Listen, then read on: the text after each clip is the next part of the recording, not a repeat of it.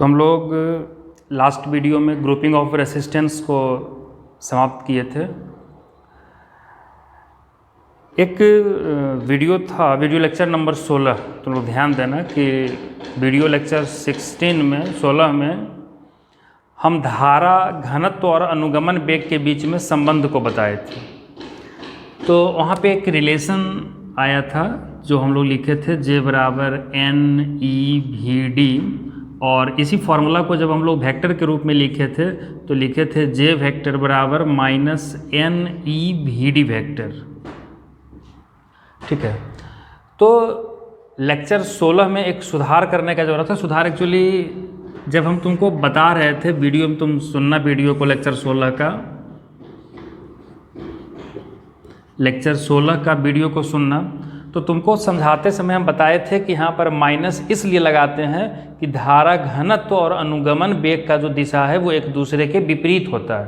क्योंकि अनुगमन वेग इलेक्ट्रॉन का था और हम लोग जानते हैं कि धारा का दिशा इलेक्ट्रॉन के विपरीत दिशा में होता है, और धारा का दिशा और धारा घनत्व का दिशा सेम होता है।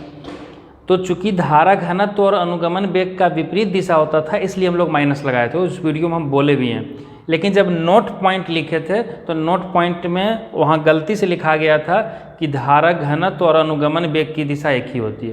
तो उसको तुमको सही कर लेना है। वहाँ लिखना है कि धारा घनत्व की दिशा अनुगमन वेग के विपरीत दिशा में होती है। ठीक है, तो लेक्चर 16 का जो नोट में पॉइंट है उसमें सुधार करना है। तुम लोग कॉपी में जाके सुधार कर लोगे कि धारा घनत्व का दिशा अनुगमन वेग के विपरीत दिशा में होती है, इसलिए यहाँ पे माइनस भी लगाए थे। तो उस वीडियो में हम बोलते समय तुमको सही बोले हैं, लेकिन जब लिख रहे थे तो वो गलती से लिखा गया कि उसी के दिशा में होती है। तो एक उसको तुम लोग को थोड़ा सा सुधार कर लेना है।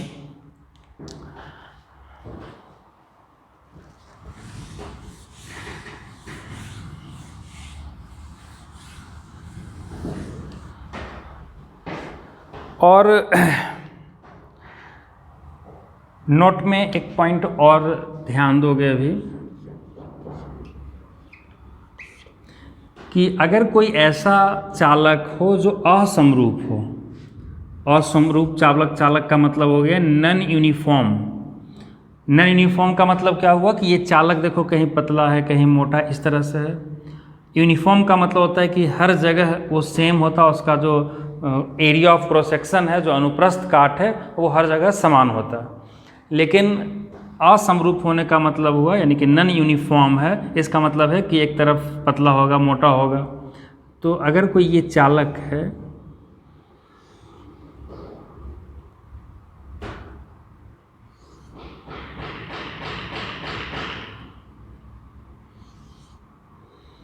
ये कोई चालक है, और अगर हम इसमें इस चालक से I धारा प्रवाहित हो रही है, इससे जो करंट प्रवाहित हो रहा है वो कितना है, I है। ठीक है, तो हम लोग 3 जगह लेते हैं। जैसे मान लो ये ले लिए, इस पार्ट पे लिए,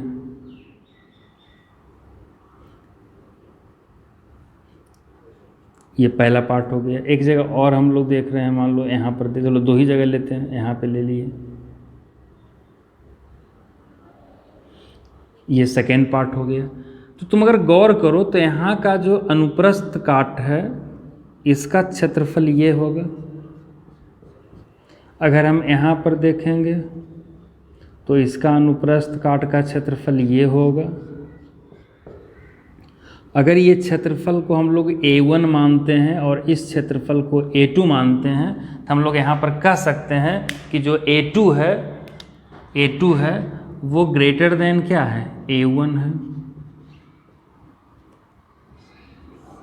A2 ग्रेटर देन A1 है, मतलब कि चालक के इस पार्ट का जो अनुप्रस्थ काट होगा वो ज़्यादा होगा और इस पार्ट का अनुप्रस्थ काट कम होगा। इसका ज़्यादा है और इसका कम है। ठीक है,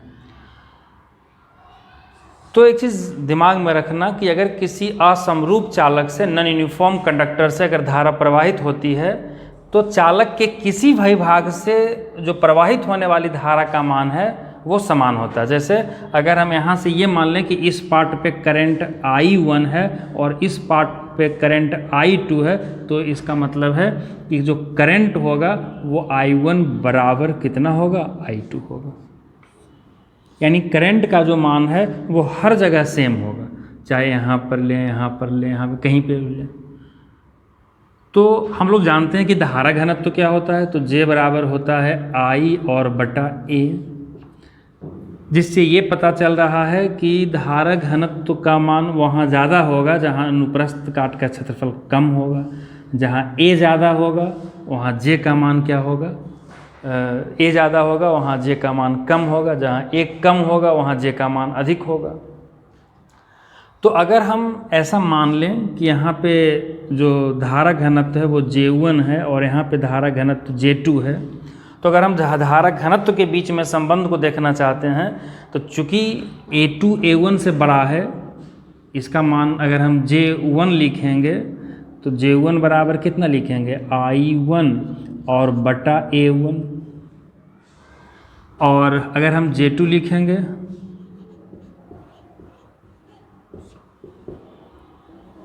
और J2 लिखेंगे तो J2 बराबर कहेंगे I2 और बटा कितना, A2।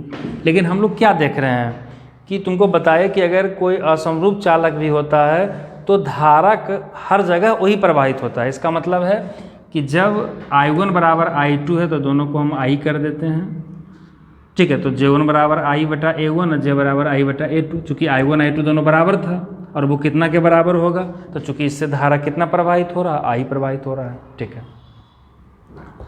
तो अब यहाँ पर गौर करो कि A2 का मान ज़्यादा है, इसका मान ज़्यादा है, इसका मतलब J2 का मान कम होगा। A1 छोटा है मतलब J1 बड़ा होगा, तो यहाँ से कह सकते हैं कि J1 जो होगा वो J2 से क्या होगा, बड़ा होगा। मतलब कि अगर इस पॉइंट पे देखा जाए तो यहाँ पर जो धारा घनत्व होगा वो अधिक होगा और यहाँ पर जो धारा घनत्व होगा वो कम होगा। तो एक तो ये रिलेशन हो गया कि धारा हर जगह बराबर होगा, और दूसरा ये हो गया कि जो धारा घनत्व का मान है वो एक पर ज़्यादा होगा, दूसरा पे कम होगा। और जहाँ पे धारा घनत्व का मान अधिक होगा वहाँ पे इलेक्ट्रिक फील्ड अधिक होगा। अगर इस चालक में देखा जाए तो इस जगह इलेक्ट्रिक फील्ड यानी विद्युतीय क्षेत्र E1 है और यहाँ पे विद्युतीय क्षेत्र E2 है, तो हम लोग कह सकते हैं कि E1 जो होगा वो E2 से क्या होगा, बड़ा होगा। यानी एक पे जो विद्युतीय क्षेत्र होगा वो 2 से अधिक होगा, ठीक है। तो इसको भी तुम लोग नोट कर लोगे, सब एक्स्ट्रा पॉइंट हो गया है ना। तो इसके बाद अब हम लोग EMF पढ़ेंगे।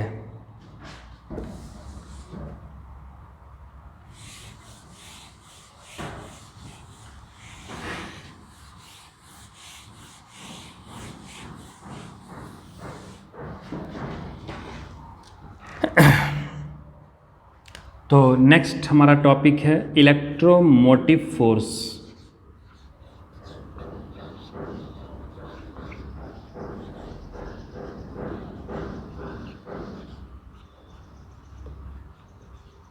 इलेक्ट्रोमोटिव फोर्स, इसका हिंदी होता है विद्युत वाहक बल, और इसको शॉर्ट में हम E लिखते हैं। ऐसे बहुत सारा बुक में अलग अलग सिंबल भी लिखता है, तो हम अभी जो यहाँ पे लिखेंगे वो E लिखेंगे, ठीक है। तो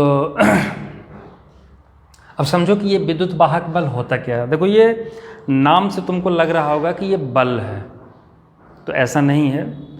अब क्या है जो हम लोग इस वीडियो में देखेंगे कि इसका मतलब क्या हुआ। एक सेकेंड,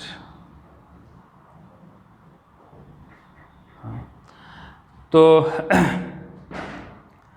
ऐसे समझ सकते हो, जैसे मान लो कि एक टैंक है, ये एक टैंक है ना, और यहाँ से इस टैंक से एक नल लगा हुआ है,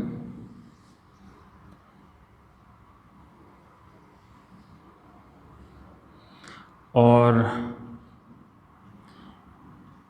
ये क्या है कि एक नीचे टैंक में जुड़ा हुआ है।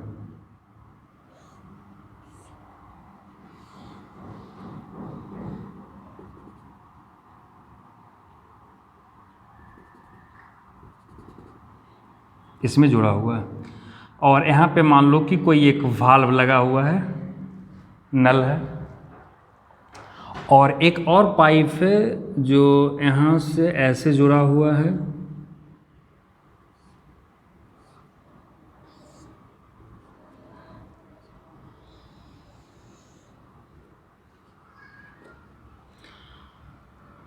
और मान लो यहाँ पर भी एक वाल्व लगा हुआ है और इसमें पानी है,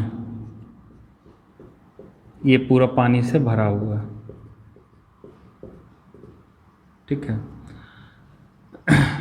चलो इस वाल्व को हम लोग ऊपर लगा देते हैं, यहाँ पे लगा देते हैं। अब तुम कॉन्सेप्ट को समझो। इसमें एक्चुअली कुछ इसी तरह कॉन्सेप्ट मिलता जुलता ईएमएफ का है। अब मान लो कि इसमें पानी जब भरा हुआ है और इस नल को अगर हम यहाँ से टैप को खोलेंगे, यहाँ से खोलेंगे, तो ये पानी इससे आके इसमें जमा होने लगेगा, इसमें जमा हो जाएगा और ये वाला जो पूरा का पूरा जो पानी था वो पानी, मान लो कि ये टैप यहाँ से लगा हुआ हो, चलो ऐसे लगा देते हैं, नीचे से लगा देते हैं, यहाँ से एकदम जस्ट बॉटम के पास से लगा हुआ था, ऐसा मान लेते हैं, है ना। तो इसका पूरा का पूरा जो पानी है वो इसमें आ गया। क्या इसके लिए हमको कुछ करना पड़ा? क्या इस पर हम कोई वर्क किए? ऐसा नहीं किए। क्यों नहीं किए? क्योंकि ये जब पानी का लेवल यहाँ पर था तो ऑलरेडी इसके पास इस वाटर का एक अपना पोटेंशियल एनर्जी था, स्थितिज ऊर्जा था, यानी कि इसके पास ऊर्जा था। और जिसके पास ऊर्जा होता है मतलब उसके पास कार्य करने का क्षमता होता है, कैपेसिटी टू डू वर्क। तो जब इस नल को खोलें तो इसका पानी इसमें अपने आप आ गया। अब अगर हम चाह रहे हैं कि ये पानी इसमें चला जाए तो क्या ऐसा हो सकता है कि अगर हम इस नल को खोल दें, इस नल को अब खोलें तो ये वाला पानी इसमें जमा हो जाए? मान लो इसका पूरा पानी आ गया, अब इस बल्ब को फिर से हम बंद कर दिए और अब हम चाह रहे हैं कि ये जो पानी था ये इसमें चला जाए, तो इसके लिए क्या करना पड़ेगा? कैसे जाएगा? क्या ऐसा होगा कि हम जस्ट नल को खोलेंगे अपने आप ये पानी ऊपर चला जाएगा? जैसे तुम लोग घर में भी देखते होगे, घर में तुम्हारा टंकी भरा हुआ है, नीचे किचन में, बाथरूम में, कहीं भी नल को टैप को खोलते हो तुमको पानी मिल जाता है। अब तुम चाहो कि वो बाल्टा वाला पानी फिर से टैंक में चला जाए, क्या करना पड़ेगा? तो या तो तुम पानी को जैसे भी हो बाल्टा बाल्टा ऊपर पहुँचा दो इसमें, यानी कि तुम खुद से कैरी करो। कैरी ना करना पड़े इसके लिए हम लोग क्या करेंगे कि यहाँ पर एक इलेक्ट्रिक पंप को लगाएंगे।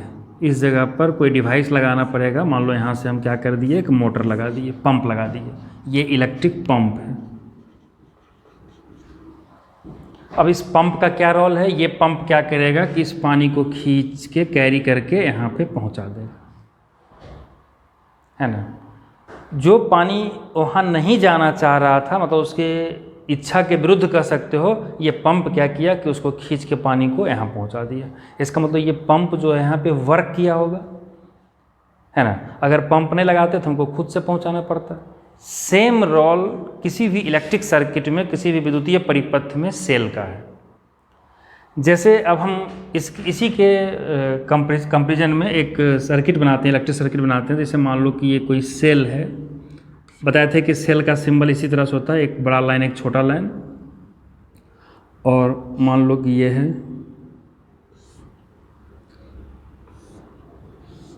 और यहाँ पे एक बल्ब लगा हुआ है और इस जगह पे एक स्विच को लगा दिया, है ना। तो ये प्लस है, ये माइनस है। क्या ये स्विच जब तक खुला हुआ है, ओपन है, ये बल्ब ग्लो करेगा? नहीं ग्लो करेगा। लेकिन जब हम स्विच को ऑन करते हैं तो ये बल्ब जलने लगता है ना, ये बल्ब जलने लगा।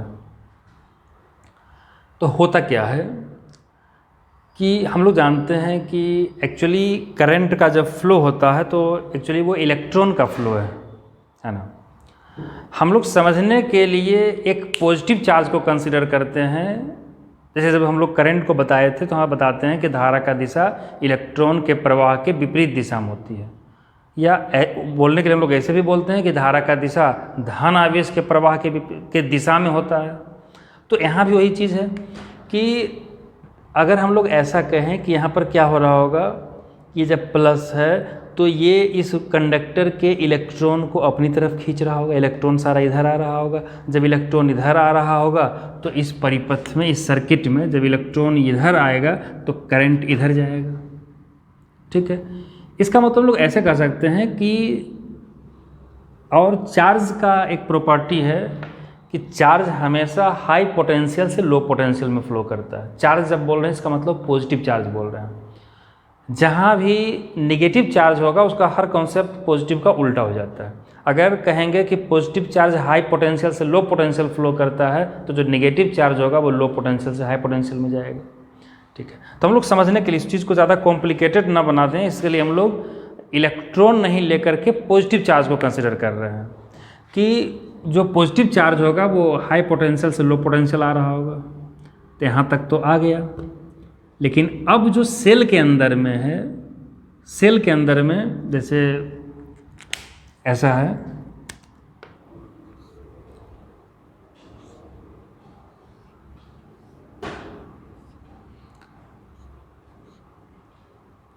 ये प्लस है और ये माइनस है। तो अगर अब सेल के अंदर में क्या होगा कि जो अब जो चार्ज है उसको निगेटिव से पॉजिटिव जाना है, यानी लो पोटेंशियल से हाई पोटेंशियल जाना है। तो ये अब खुद ब खुद तो जाएगा नहीं। जैसे यहाँ पे पानी था, ये ऊपर के हाई पोटेंशियल एनर्जी लेवल से लो पोटेंशियल एनर्जी लेवल पर तो आ गया, लेकिन क्या लो से हाई खुद ब खुद जाएगा? नहीं जाएगा। इसके लिए हम लोग क्या किए थे, पंप लगाए थे। यहाँ पे वही चीज़ होता है कि जब चार्ज फ्लो किया तो जब अगर हम लोग ऐसे कहें कि अगर पॉजिटिव चार्ज प्लस से माइनस पर आया होगा तब वो निगेटिव से पॉजिटिव खुद नहीं होता है। इसके लिए इस सेल को एक वर्क करना पड़ता है। वो वर्क कौन कहाँ से करता है, किस एनर्जी के कारण करता है? तो सेल के अंदर में जो चूँकि केमिकल रिएक्शन होता है, जिस कारण से क्या होता है कि वो केमिकल एनर्जी को इलेक्ट्रिकल एनर्जी में कन्वर्ट करता है, यानी कि जो रासायनिक ऊर्जा है उसका रूपांतरण विद्युतीय ऊर्जा में होता है। तो जो अंदर में सेल के अंदर में जो रिएक्शन हो रहा था उससे जो सेल के पास ऊर्जा है उस ऊर्जा का यूज करता है इस पॉजिटिव चार्ज को सेल के अंदर में निगेटिव टर्मिनल से पॉजिटिव टर्मिनल तक पहुंचाने में। ठीक है, तो मान लो कि Q चार्ज है, Q चार्ज को सेल के निगेटिव टर्मिनल से पॉजिटिव टर्मिनल तक पहुंचाने में W कार्य करना पड़ा, यानी Q चार्ज को ले जाने में कितना कार्य करना पड़ा, W। तो अगर Q चार्ज को बैटरी के या सेल के, अभी हम सेल बोल रहे हैं तो सेल ही कहना, सेल के निगेटिव टर्मिनल से पॉजिटिव टर्मिनल पहुंचाने में W कार्य करना पड़ रहा है, तो अगर यूनिट चार्ज को, एकांक आवेश को ले जाना रहता तो हम लोग क्या कहते हैं, W/Q। यही जो W/Q है इसी को सेल का EMF कहते हैं या इलेक्ट्रोमोटिव फोर्स कहते हैं। इसको शॉर्ट में देखोगे ऐसे भी लिखा हुआ रहेगा EMF, इलेक्ट्रोमोटिव फोर्स, है ना।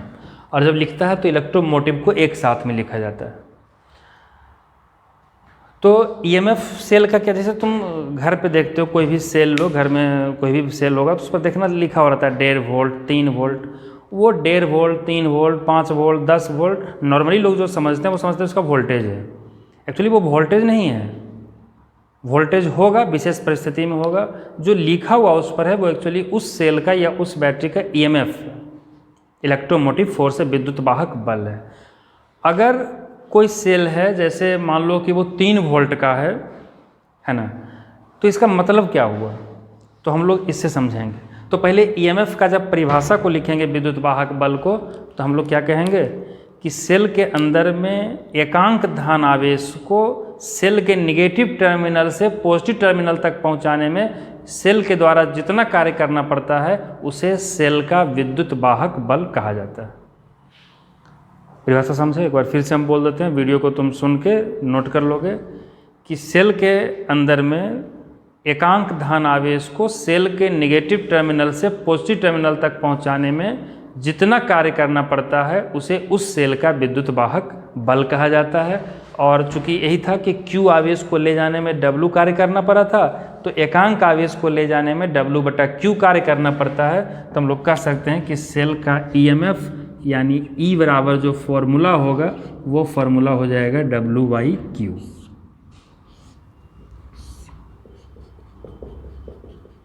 ठीक है। अगर इसके मात्रक को देखा जाए तो मात्रक क्या होगा, चूंकि ऊपर कार्य है तो कार्य का मात्रक जूल और नीचे आवेश है तो आवेश का मात्रक कूलम, तो यानी क्या हो जाएगा जूल पर कूलम। और इसी चीज़ को हम लोग क्या कहते हैं, वोल्ट कहते हैं, वोल्ट कहते हैं। तो यहाँ पे हम लोग कह सकते हैं कि ये इसका मात्रक हो गया। तो विद्युत वाहक बल का मात्रक क्या होगा, जूल पर कूलम, या उसी को वोल्ट कहेंगे। तो यही इसलिए सेल पे जो लिखा हुआ रहता है वो जूल पर कूलम नहीं लिखा रहता, वोल्ट लिखा रहता है। एक्चुअली हम लोग जो प्रैक्टिकली यूज करते हैं तो उसमें जूल पर कूलम को नहीं लिखते हैं, हम लोग क्या लिखते हैं, वोल्ट को लिखते हैं। तो समझ गए बात को कि सेल का जो विद्युत वाहक बल होगा उसका मात्रक क्या होगा, जूल पर कूलम या वोल्ट होगा। देखो नाम भले ही विद्युत वाहक बल है लेकिन ये बल नहीं है ना। तो अगर तुमसे ये भी कोई पूछ दे कि विद्युत वाहक बल कैसा राशि है तो कहोगे यह अदिश राशि है, क्योंकि ये बल नहीं, अगर बल होता तो सदिश राशि होता है ना। तो ध्यान देना, तो एक तो पॉइंट बना के पहला पॉइंट ये लिखोगे कि विद्युत वाहक बल का मात्रक जूल पर कूलम होता है जिसे वोल्ट भी कहा जाता है। दूसरा पॉइंट में नोट करोगे कि विद्युत वाहक बल कोई बल नहीं है, यह बेसिकली क्या है, कार्य है जो एकांक धन आवेश को सेल के नेगेटिव टर्मिनल से पॉजिटिव टर्मिनल तक पहुंचाने में जितना सेल को कार्य करना पड़ा। तीसरा क्या होगा कि जो विद्युत वाहक बल है वो कैसा राशि होगा, अदिश राशि होगा। इस वजह से अदिश हुआ क्योंकि ये बल नहीं, अगर बल होता तो क्या होता, सदिश होता। तो तीनों पॉइंट को तुम लोग नोट में करके लिख लोगे कॉपी में, क्योंकि इससे ऑब्जेक्टिव पूछ सकता है। ठीक है। तो सेल क्या है कि एक इलेक्ट्रिकल डिवाइस है जो किसी भी इलेक्ट्रिक सर्किट में एक कांस्टेंट पोटेंशियल डिफरेंस को बहुत देर समय तक मेंटेन रखता है। जैसे हम जब किसी सेल से बैटरी को, किसी बल्ब को जलाते हैं किसी सेल से या बैटरी से, तो ये बल्ब तुरंत डिम नहीं होने लगता है, बहुत देर तक वो कांस्टेंट लाइट करता है। इसका मतलब है कि वो बहुत लॉन्ग टाइम तक एक कांस्टेंट पोटेंशियल डिफरेंस को मेंटेन रखा है। और वो कैसे मेंटेन रखता है, तो क्योंकि उसके अंदर में जो केमिकल रिएक्शन होता है जिससे उसको ऊर्जा मिलता है, उस ऊर्जा के कारण वो पूरे कंडक्टर में चार्ज को फ्लो करवाता है। एक्चुअली वायर में देखा जाए तो चूंकि अगर पोटेंशियल डिफरेंस के कारण जो चार्ज है वो तो खुद ब खुद फ्लो कर रहा था, लेकिन नेगेटिव से पॉजिटिव होने में वो जा नहीं पा रहा था, जिसके लिए सेल का जो वोल्टेज है या सेल का जो एनर्जी है, ऊर्जा जो है, वो काम किया कि वो उसको नेगेटिव से पॉजिटिव तक पहुंचाया। और ये कंटिन्यूटी जो इस कंडक्टर के अंदर में है वो बना रहा और ये बल्ब बहुत देर तक चलता रहा। जब जैसे जैसे इसका ऊर्जा कम होते जाएगा, हम लोग बोलते हैं कि बैटरी डिस्चार्ज हो रहा है, तो ये बल्ब जो ग्लो कर रहा था उसका जो इंटेंसिटी है, जो तीव्रता है बल्ब का, वो भी क्या होगा, कम होने लगेगा। ठीक है। तो ये सेल का विद्युत वाहक बल था, है ना। तो एक्चुअली इस पर ज़्यादा समय हम इसलिए दिए कि बहुत लोग इसमें कन्फ्यूज्ड रहता है कि जो 3 वोल्ट 5 वोल्ट 10 वोल्ट है वो उसको लोग वोल्टेज समझता है, जबकि वो सेल का विद्युत वाहक बल है। कब वोल्टेज होगा उसको भी तुमको हम समझाएंगे, लेकिन वो तब बताएंगे जब हम किरचॉफ्स लॉ को समझा देंगे तुम लोग को। तो अब हम लोग, अब क्या है कि जैसे मान लो कि चूँकि सेल का विद्युत वाहक बल कम है, जिस कारण से हमको जो सर्किट में है वो कम धारा मिल रही है, लेकिन अगर हमको ज़्यादा धारा का ज़रूरत है, हम ज़्यादा करंट हमको चाहिए, तो उसके लिए क्या करते हैं कि हम लोग सेलों को जोड़ करके बैटरी बनाते हैं। एक्चुअली देखो, एक वर्ड है सेल और दूसरा वर्ड है बैटरी। सेल एक सिंगल डिवाइस है, बैटरी क्या हुआ कि एक ग्रुप ऑफ सेल्स है, ये सेलों का समूहन है।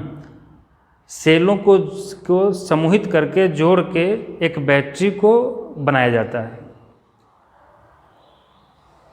तो देखो इसका मतलब क्या हुआ कि हमको एक ज़रूरत पड़ा कि चूँकि एक सेल से हमको कम धारा मिल रहा था और हम चाह रहे हैं हमको अधिक धारा चाहिए, तो इसके लिए हम लोग क्या किए कि सेलों को जोड़े, सेलों को समूहित किए, ग्रुपिंग किए सेलों का। इसी चीज़ को बोलते हैं ग्रुपिंग ऑफ सेल्स। तो हम लोग को ये भी पढ़ना है ग्रुपिंग ऑफ सेल्स भी। तो हम लोग ग्रुपिंग ऑफ सेल्स को पढ़ते हैं। अब क्या है कि अपने ज़रूरत के हिसाब से हम लोग सेलों का समूहन किए। अब समूहन कितने प्रकार से होगा, किस किस तरह से कर सकते हैं, तो वो क्या है कि वो सिचुएशन पर डिपेंड करता है कि हमको सेलों का जो समूहन करना है वो किस प्रकार से करना है। एक्चुअली यहाँ भी 3 तरह का समूहन होता है, सीरीज ग्रुपिंग, पैरेलल ग्रुपिंग और मिक्स्ड ग्रुपिंग। सीरीज ग्रुपिंग का मतलब हुआ श्रेणी क्रम समूहन, पैरेलल ग्रुपिंग का मतलब हुआ समानांतर क्रम समूहन और मिक्स्ड ग्रुपिंग का मतलब हुआ मिश्रित क्रम समूहन। एक्चुअली जब हम लोग ग्रुपिंग ऑफ रेसिस्टेंस को पढ़े थे तो वहाँ पे सिर्फ 2 ही पढ़ रहे थे, सीरीज और पैरेलल। तुमको बोले थे कि मिश्रित क्रम जो है उसके लिए कोई फार्मूला अलग से नहीं होता है, वो हम लोग सीरीज पैरेलल को ही यूज करके बनाते हैं। यहाँ पे हम लोग क्या करते हैं कि थोड़ा सिंपल बनाने के लिए हम लोग मिश्रित क्रम के लिए भी अलग से फार्मूला को निकालेंगे, और जब तुम श्रेणी क्रम और समानांतर क्रम को अच्छे से समझ जाओगे तो मिश्रित क्रम उसी के आधार पर लिखा जाएगा।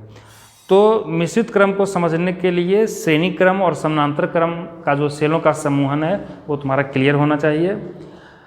और तो जब मिश्रित क्रम पढ़ोगे भी तुम वीडियो लेक्चर में, तो पहले तुम श्रेणी क्रम और समानांतर क्रम को थ्रू आउट क्लियर कर लोगे। अगर कुछ डाउट होगा तो वीडियो को दोबारा देखना, और जब सेलों का श्रेणी क्रम और समानांतर क्रम क्लियर हो जाएगा तब तुम मिश्रित क्रम को भी अच्छे से पढ़ पाओगे। ठीक है, तो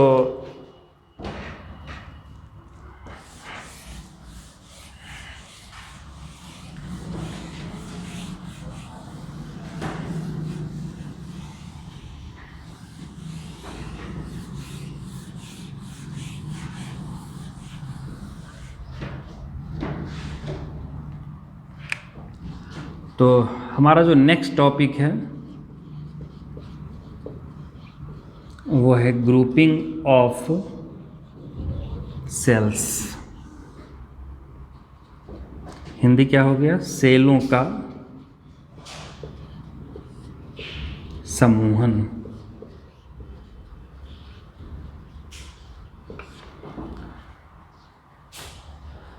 तो सेलों का जो समूहन है वो 3 प्रकार से होता है।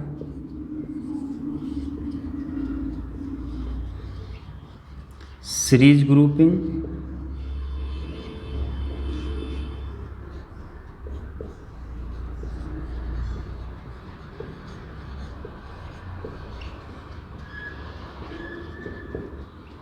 पैरेलल ग्रुपिंग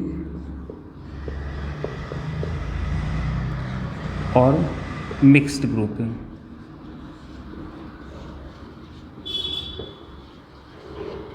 ठीक है,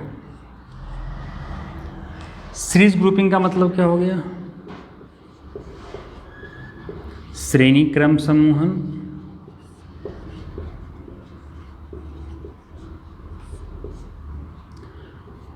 पैरेलल ग्रुपिंग क्या हो गया, समांतर क्रम समूहन,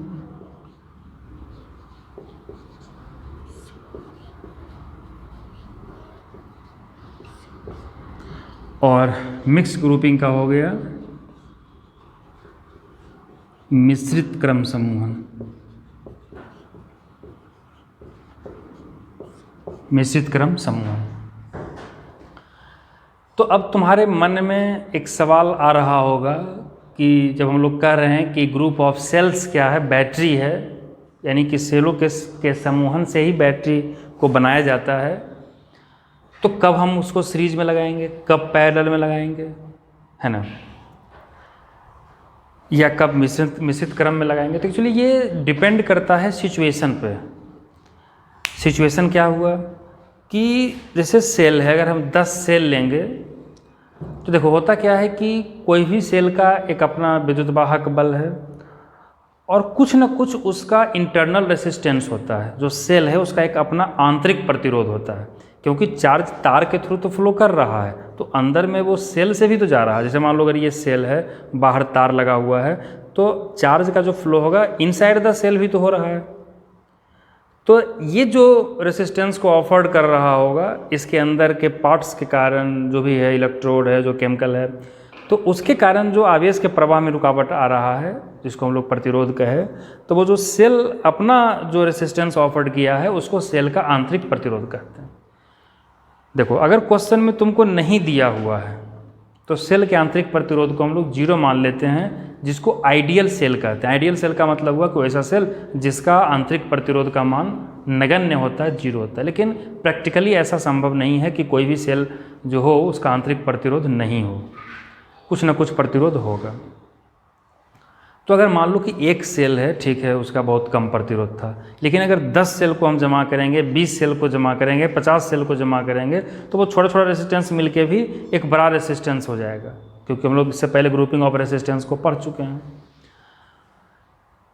तो हम लोग को ये देखना पड़ता है, ये जज करना पड़ता है कि जो सर्किट है, इस सर्किट में सेल का टोटल इंटरनल रेसिस्टेंस क्या है, और जिस सर्किट में हम लोग इसको कनेक्ट कर रहे हैं वहाँ पर एक्सटर्नल रेसिस्टेंस क्या है, दोनों का रिलेटिव वैल्यू क्या है। रिलेटिव वैल्यू का मतलब हुआ कि कुल सेल का आंतरिक प्रतिरोध जो बाह्य प्रतिरोध है उसमें कौन बड़ा है और कौन छोटा है, और उसी के आधार पर हम जज करते हैं कि कब हमको श्रेणी क्रम में लगाना चाहिए और कब हमको समानांतर क्रम में लगाना चाहिए। ठीक है, तो जब हम श्रेणी क्रम और समानांतर क्रम को अलग अलग पढ़ेंगे तो वहाँ पे हम लोग केस लेंगे और वहाँ पे तुमको बताएंगे कि कब श्रेणी क्रम में लगाना उचित होगा और कब समानांतर क्रम में लगाना उचित होगा। एक्चुअली मिक्स्ड जो ग्रुपिंग है ये क्या है कि ये दोनों का मिश्रण है। इसमें मतलब कि ऐसा होगा कि वो श्रेणी क्रम में भी होगा और समानांतर क्रम में भी होगा, दोनों मिक्स्ड होगा उसमें, है ना। तो हम लोग 1 बाय 1 आते हैं, सीरीज का सेलों का श्रेणी क्रम समूहन को पहले देखते हैं।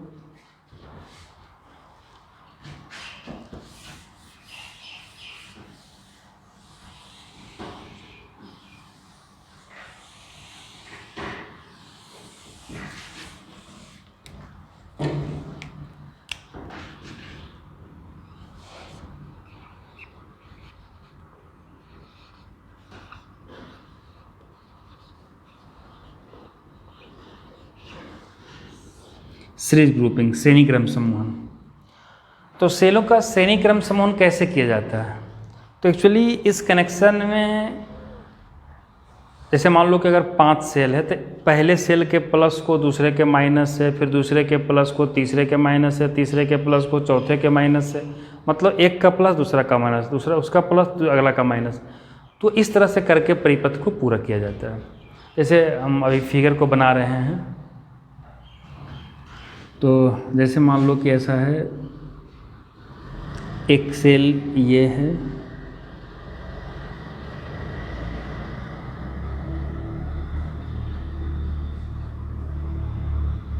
मान लो इस सेल का विद्युत वाहक बल E है। ऐसा ही हम N सेल को ले लिए, तो फिर है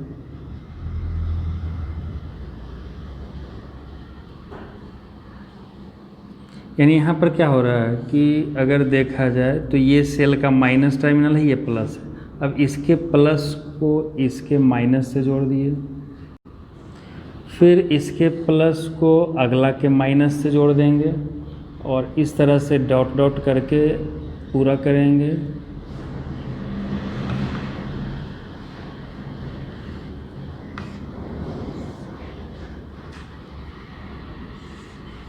और जिस वायर से इसको जोड़ रहे हैं उसका भी कुछ ना कुछ प्रतिरोध होगा, तो उसको हम लोग बाह्य प्रतिरोध लिखते हैं और उसको एक जगह दिखा देते हैं, जैसे ये यहाँ पे दिखा दिए। मतलब कि पूरा इस परिपथ के एक्सटर्नल फैक्टर के कारण, तार के कारण या किसी और चीज़ के कारण जो भी रेसिस्टेंस है, जो भी प्रतिरोध उत्पन्न हो रहा होगा वो मान लेते हैं R। और यहाँ पे कितना सेल्स को लगाया गया? N सेल्स को लगाया गया सीरीज में। तो किए क्या है? अच्छा, जितना भी सेल लिए सभी के विद्युत वाहक बल को समान लिए। मान लो कि 5 वोल्ट का सब ले लिए या 10 वोल्ट का सब ले लिए, तो सबका विद्युत वाहक बल E है, इसका भी विद्युत वाहक बल E होगा, इसका भी विद्युत वाहक बल E होगा। और इस तरह से N सेल्स है। इसमें अगर देखा जाए तो ये प्लस है, ये माइनस है, ये प्लस है, ये माइनस है। इसी तरह से इसके बीच में और बहुत सारा रहा होगा। डॉट डॉट का मतलब है कि बहुत सारा लगा हुआ है। ये माइनस है, ये प्लस है, ये माइनस है, ये प्लस है। ठीक है, तो क्या देख रहे हैं कि पहला का प्लस दूसरा के माइनस है, फिर दूसरा का प्लस इसके बीच में तीसरा के माइनस है, फिर देखो इसका माइनस, इसका प्लस, इसके माइनस, इसका प्लस, इसके माइनस। यानी कि इसमें क्या किया जाता है सेलों के श्रेणी क्रम समूहन में कि पहले सेल के पॉजिटिव टर्मिनल को दूसरे सेल के नेगेटिव टर्मिनल से, दूसरे सेल के पॉजिटिव टर्मिनल को तीसरे सेल के नेगेटिव टर्मिनल से, फिर तीसरे के पॉजिटिव को चौथे के नेगेटिव से, और इस प्रकार से जोड़कर परिपथ को पूरा करते हैं, सर्किट को कंप्लीट करते हैं। ठीक है। और चूँकि हम लोग ये मान लेते हैं कि यहाँ पर सेल आइडियल नहीं है, तो इस सेल का कुछ ना कुछ अपना आंतरिक प्रतिरोध भी होगा। तो मान लो कि इस सेल का आंतरिक प्रतिरोध R है, सब चूँकि एक ही तरह का सेल लिए हैं तो सबका आंतरिक प्रतिरोध क्या हो जाएगा, R हो जाएगा। ठीक है। और चूँकि इधर सब प्लस है तो करंट हमेशा प्लस से निकलता है, तो यानी कि इस परिपथ में करंट जो है वो I इस डायरेक्शन में फ्लो करेगा। अगर सब सेल का पॉजिटिव इधर रहता तो इधर से जाता, है ना। अभी पहले हम लोग श्रेणी क्रम, समानांतर क्रम, मिक्स तीनों का प्रूफ को कर लेते हैं। फिर हम लोग क्या करेंगे कि उसमें जो कुछ एक्स्ट्रा पॉइंट है कि अगर किसी सेल को बीच में मान लो रॉन्गली कनेक्ट कर दिया, रॉन्गली मतलब प्लस माइनस कर रहे थे और गलती से प्लस प्लस से जोड़ दिया, तब क्या होगा, तो उसको हम लोग लास्ट में देखेंगे जब तीनों पढ़ लेंगे तब।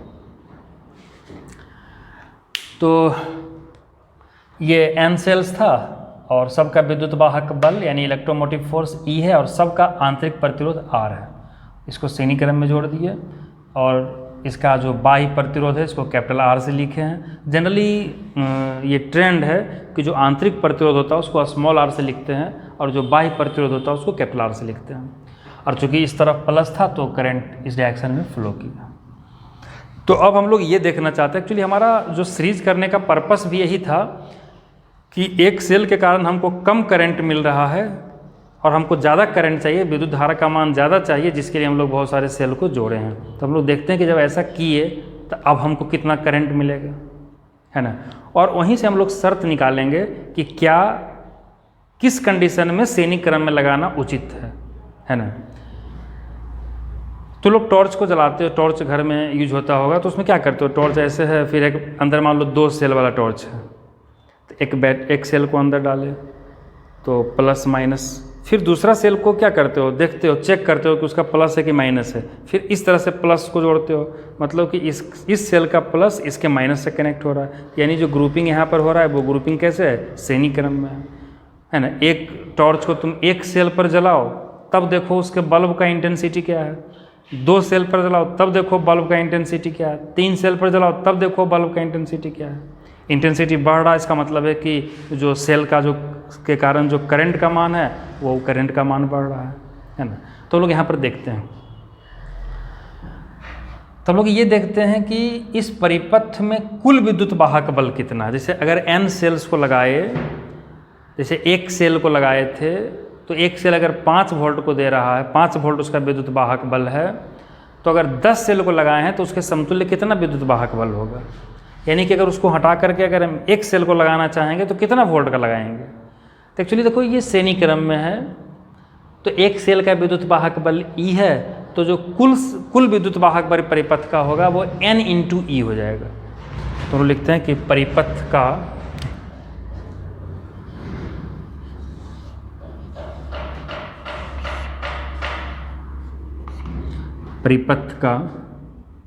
विद्युत वाहक बल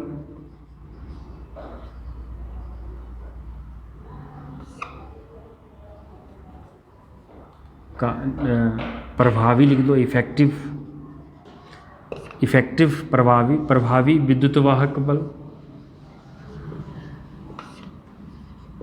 या नेट भी कह सकते थे, विद्युत वाहक बल बराबर हो जाएगा N × E। ये गौर करना, क्योंकि एक का प्लस दूसरा का माइनस, मतलब कि सब यहाँ पे करंट को दे रहा है, तो जो विद्युत वाहक बल पूरा हुआ वो N टाइम्स हो गया। अच्छा, अब यहाँ पर अगर देखें तो परिपथ का कुल आंतरिक प्रतिरोध कितना होगा। एक्चुअली धारा बराबर हम लोग जानते हैं विद्युत वाहक बल बटा प्रतिरोध होता है, ऐसे कह सकते हो धारा बराबर वोल्टेज बटा प्रतिरोध। तो यहाँ पर जो वोल्टेज है उसका काम विद्युत वाहक बल करेगा। I बराबर ओम के नियम में V/R होता था। तो यहाँ पे जो हम लोग देख रहे हैं, तो हम लोग ये देखते हैं कि वोल्टेज पूरा यानी जो विद्युत वाहक बल है वो कितना है और पूरा प्रतिरोध कितना है। तो यहाँ प्रतिरोध 2 तरह का है, एक तो आंतरिक है और दूसरा बाह्य है, जो तार का था, एक्सटर्नल रेसिस्टेंस है और इंटरनल रेसिस्टेंस है। एक्सटर्नल तो एक ही दिखाएं, लेकिन इंटरनल तो n सेल्स है तो n है, n रेसिस्टेंस है। सब सेल का अपना अपना आंतरिक प्रतिरोध है। ठीक है, तो गौर करो कि ये सेल किस में लगा हुआ है, श्रेणी क्रम में लगा हुआ है, तो इसका प्रतिरोध भी किस में होगा, श्रेणी क्रम में होगा। क्योंकि जब सब सेल को श्रेणी क्रम में लगाए हैं तो वो जो प्रतिरोध भी उत्पन्न कर रहा होगा वो सब किस में होगा, श्रेणी क्रम में होगा। और हम लोग जानते हैं कि श्रेणी क्रम समूहन में, इसके पहले वीडियो में बताए थे तुमको कि श्रेणी क्रम समूहन में जो आर एस बराबर हुआ था, एस सीरीज के लिए लिखे थे R1 + R2 + R3 + R4, इस तरह से जोड़े थे n तक। पैरेलल वाला में क्या हुआ था, 1/r यानी 1/rp बराबर 1/r1 + 1/r2 + 1/r3 + 1/r4, इस तरह से किए थे। ठीक है, तो चूंकि अब हम लोग लिखते हैं कि परिपथ का कुल आंतरिक प्रतिरोध,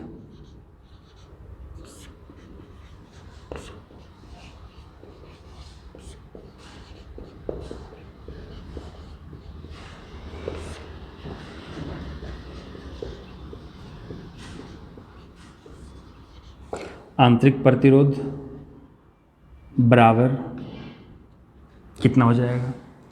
तो चूंकि है किस में, श्रेणी क्रम में है, तो r + r dot dot dot कितना बार, n बार।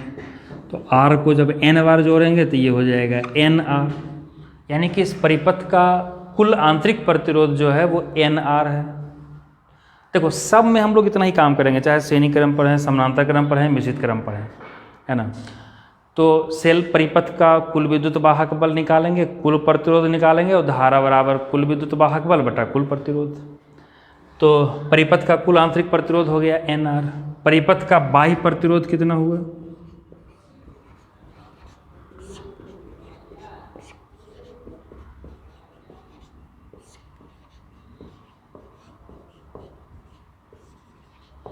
परिपथ का बाह्य प्रतिरोध कितना होगा, कैपिटल R। आंतरिक प्रतिरोध हो गया nr और बाह्य प्रतिरोध कितना हो गया, कैपिटल R। अब परिपथ का कुल प्रतिरोध कितना होगा,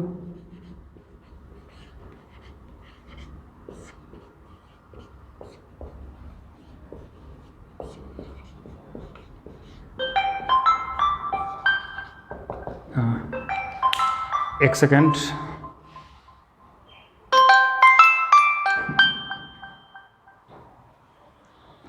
हाँ तो परिपथ का कुल प्रतिरोध बराबर कितना हो जाएगा, आंतरिक प्रतिरोध और प्लस बाह्य प्रतिरोध। तो आंतरिक प्रतिरोध कितना था, nr, प्लस बाह्य प्रतिरोध कितना है, कैपिटल R, तो nr प्लस कैपिटल R। अच्छा ये ऐसा क्यों हुआ था, क्योंकि परिपथ में जो कुल आंतरिक प्रतिरोध है वो सेल का है, और सेल चूंकि श्रेणी क्रम में लगा हुआ है तो उसका प्रतिरोध, आंतरिक प्रतिरोध भी किस में होगा, श्रेणी क्रम में होगा। इसलिए समतुल्य निकालने में हम लोग श्रेणी क्रम का फॉर्मूला को यूज किए।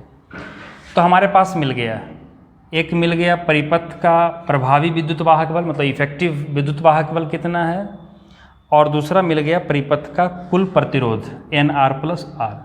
तो अब हम लोग लिखेंगे कि परिपथ में धारा कितना होगा, जो I यहाँ पर है इसका मान कितना होगा। और हमारा पर्पस भी यही था कि हम लोग जो n सेल्स को लगाए थे तो उससे हम लोग ये देखें कि करंट कितना मिल रहा है, क्योंकि हमको ज़्यादा करंट चाहिए था।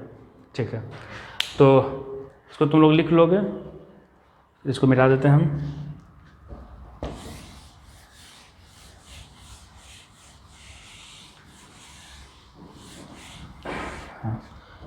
तो यहाँ पे देखो, अब हम लोग लिखेंगे कि परिपथ से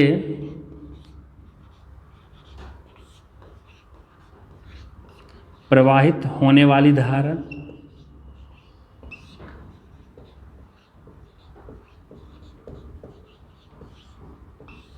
परिपथ से प्रवाहित होने वाली धारा, तो I, धारा को I से लिखते हैं, तो I बराबर विद्युत वाहक बल, या कह सकते हो कि परिपथ का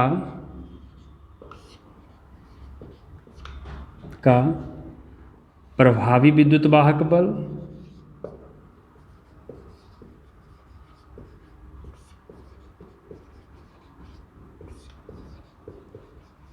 और बटा परिपथ का कुल प्रतिरोध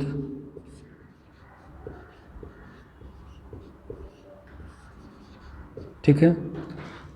और तो यहाँ पे हो जाएगा I बराबर परिपथ का प्रभावी विद्युत वाहक बल था NE और बटा परिपथ का कुल प्रतिरोध था NR और प्लस कैपिटल R। तो ये करंट हो गया है ना। अब हम लोग यहाँ पे केस लेते हैं है ना। तो केस 1 कि अगर NR greater than capital R हो, इसका मतलब क्या हुआ, इस पर ध्यान देना। NR क्या है? NR है परिपथ का कुल आंतरिक प्रतिरोध और R क्या है? बाह्य प्रतिरोध। ग्रेटर लिखने का मतलब हुआ कि परिपथ का जो कुल आंतरिक प्रतिरोध है वो बाह्य प्रतिरोध की तुलना में बहुत अधिक है ना। यानी कि जो सेल का मान लो हम 10 सेल या 50 सेल को लिए और जिस वायर से कनेक्ट किए उस वायर का प्रतिरोध बहुत कम था और सेल का आंतरिक प्रतिरोध बहुत अधिक था है ना। तो अगर NR ग्रेटर देन R हो तब क्या होगा? तो I बराबर NE बाई, चूँकि NR का मान R की तुलना में बहुत बड़ा है तो R को हम NR की तुलना में बहुत छोटा मान के उसको 0 कर देते हैं। तो I बराबर हो जाएगा NR और प्लस ये क्या हो गया 0 क्यों लिखे? क्योंकि इसके तुलना में R का मान बहुत छोटा है तो इसलिए हम लोग R को अप्रोक्सीमेटली क्या कर दिए 0 कर दिए। तो अब यहाँ पर I बराबर कितना हो जाएगा? NE by NR। अच्छा N से N गया और I बराबर हो गया E और बाई R ठीक है। अब इसके बाद हम लोग नेक्स्ट केस को लेते हैं, फिर हम लोग दोनों में कंपैरिजन करेंगे। तो केस 2 की अगर capital R greater than NR हो, इसका मतलब क्या हुआ कि जो परिपथ का बाह्य प्रतिरोध है वो आंतरिक प्रतिरोध की तुलना में बहुत अधिक है ना। यानी जो जिस वायर से कनेक्ट किया गया और सब मिला के जो उसका आंतरिक प्रतिरोध था तो जो वायर का प्रतिरोध है वो उससे बहुत ज़्यादा है। तो इस बार हम NR को नेग्लिजिबल कर देंगे R की तुलना में। तो यहाँ पे देखते हैं तो यहाँ हो जाएगा I बराबर, यहाँ देखो NE बटा, इस बार NR छोटा है तो NR को 0 कर दो और R को रहने दो। तो यहाँ पे हो जाएगा 0 और प्लस R। तो I बराबर हो जाएगा NE और बाई R। अब दोनों रिलेशन को देखो, इसमें क्या हो रहा है कि जब NR का मान पहला केस में यानी कि परिपथ का आंतरिक प्रतिरोध बाह्य प्रतिरोध से बहुत अधिक है तो जो धारा मिल रहा है वो E/R मिल रहा है। लेकिन जब R का मान यानी कि बाह्य प्रतिरोध का मान आंतरिक प्रतिरोध की तुलना में जब बहुत अधिक है तो धारा I बराबर NE/R मिल रहा है। यहाँ पर जो धारा मिल रहा है वो एक सेल के बराबर मिल रहा है या उससे थोड़ा सा ज़्यादा। मान लो चूँकि R का मान आंतरिक प्रतिरोध का कम होगा तो लगभग धारा एक सेल के बराबर मिल रहा है, जबकि हम लोग कितना सेल लगाए हैं? N सेल लगाए हैं। और यहाँ पर क्या हो रहा है कि N गुना मिल रहा है, चूँकि E/R जो है ये तो धारा हो ही गया यहाँ पर भी, तो यहाँ पर जो धारा मिल रहा है वो N गुना मिल रहा है। तो बताओ हम 10 सेल को लगाएं और करंट हमको लगभग एक सेल से थोड़ा सा अधिक मिले तो क्या ऐसा करना उचित होगा कि हम 10 सेल को लगाएं और धारा एक सेल के बराबर मिले? तो तुम दोनों कंडीशन में केस में देखो कि धारा किस में अधिक मिला, तो धारा इसमें मिला। यानी कि अगर बाह्य प्रतिरोध का मान आंतरिक प्रतिरोध की तुलना में अधिक है तो सेलों को श्रेणी क्रम में लगाना उचित है, और नहीं तो अगर आंतरिक प्रतिरोध बाह्य प्रतिरोध से अधिक है तो सेल को श्रेणी क्रम में लगाना उचित नहीं है, क्योंकि तुम लगा भी दोगे तो तुमको जो धारा मिलेगा वो लगभग एक ही सेल के बराबर मिलेगा। ठीक है, तो श्रेणी क्रम में कब लगाना उचित होगा? जब परिपथ का बाह्य प्रतिरोध का मान सेल के आंतरिक प्रतिरोध की तुलना में अधिक हो, बहुत अधिक हो। अगर सेल का ही अपना अधिक हो जाएगा तो तुम लगा भी दोगे तो तुमको करंट एक ही सेल के बराबर मिलेगा। तुमको तो लगेगा कि हम 10 सेल को लगाएं, करंट हमको 10 सेल के बराबर मिलना चाहिए, लेकिन ऐसा नहीं होगा।